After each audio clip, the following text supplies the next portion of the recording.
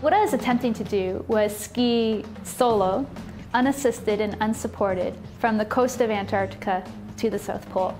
It's a distance of approximately 1,130 kilometers, and I thought it might take about 45 to 60 days.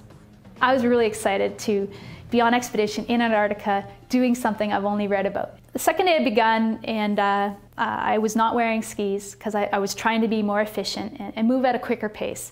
So I went along, and that's when things took a dark turn. I took a step, and basically the next thing I knew I was hanging by my armpits. I fell through, and I was jolted to a halt by my backpack.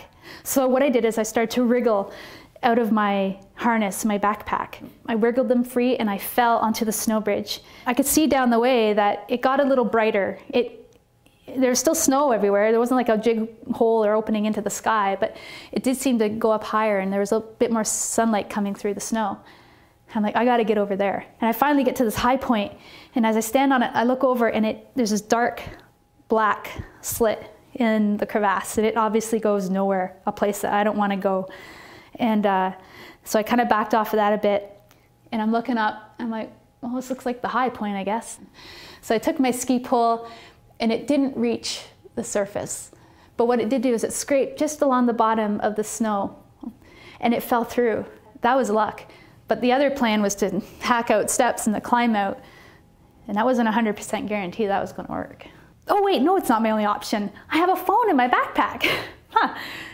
So I go along to the bottom of the crevasse again. I get the Iridium sat phone and crawl and up and over and around and through to my high point again.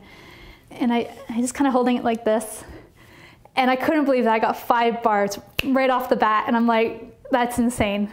I call the number, and I hear, Victoria, Patriot Hills.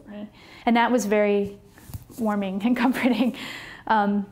To speak to a friendly voice. With the professionalism that I was experiencing on the other end, it was easy for me to remain calm and hopeful. I waited for 6 hours in total, and the phone was fine. It didn't die. It got frosty for sure.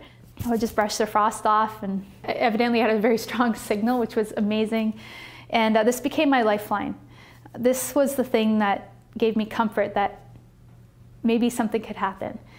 It also made me realize that if something happened that they couldn't come and get me, maybe I would be able to call my family and say goodbye for the last time. There was the sound of a vehicle. It's like, oh my God, I can't believe this is happening. Like, this could not have ended in any better way. So Iridium was my lifeline, and the ALE staff are the people who were the boots on the ground and able to save me.